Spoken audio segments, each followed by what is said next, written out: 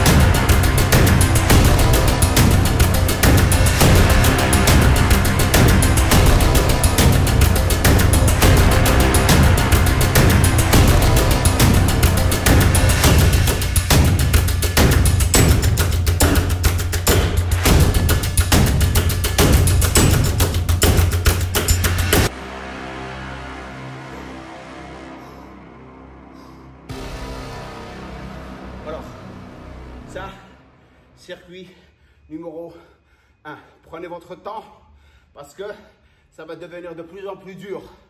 Donc, focalisez sur votre exécution du mouvement, sur la contraction et sur l'isolation. Le plus vous allez contracter et garder une meilleure exécution, le plus vous allez vous retrouver en train de faire l'exercice proprement. Maintenant, je démarre pour le circuit numéro 2. Let's go.